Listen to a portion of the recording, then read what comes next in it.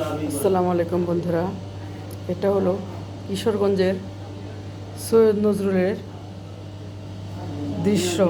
এখানে প্রতিনিয়ত ময়লা ফেলা হচ্ছে, আর এই ময়লা স্তূপের পাশেই রুগীরা থাকছে। এখানে টয়লেটের বাইরের দিক দেখেন আপনারা। আর এই রুগীর কাছ থেকে 350 টাকা সিট ভাড়া রাখা হচ্ছে।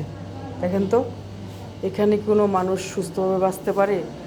সুস্থ হওয়ার জন্য মানুষ হাসপাতালে আসে, কিন্তু এখানে যে অস্বাস্থ্যকর পরিবেশ, যে বাথরুমগুলা ইউজের কোনো ব্যবস্থাই নেই। মানুষ এটার ভিতরে গেলে এমনিতেই অসুস্থ হয়ে যাবে। এটা ভিতরের দৃশ্য আমি দেখাতে পাচ্ছি না, কারণ রুগী আছে, এই জন্য।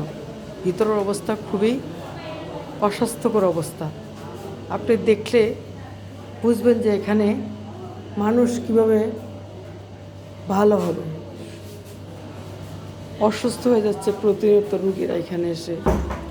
সাথে দেখেন যেখানে রুগীদের দুঃখিত যেখানে রুগীদের কাপড় চোপড় নাড়ার জায়গা দেখেন কিভাবে ময়লা আবর্জনা পড়ে আছে।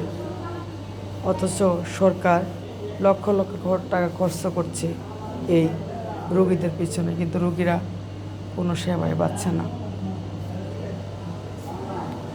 আমরা আসলে একটা ওয়াশরুমের ছবিটাই নিলাম। ওয়াশরুম অবস্থা, আপনি ভিতরে গেলে আপনি মরে যাবেন। আপনি সুস্থ মানুষ, ভিতরে গেলে আপনি মরে যাবেন, এরকম অবস্থা। আমি এখানে আসি, আমার ভাইকে ভর্তি করিয়েছি পুরুষ ওয়ার্ডে, তাই আসতে হয়।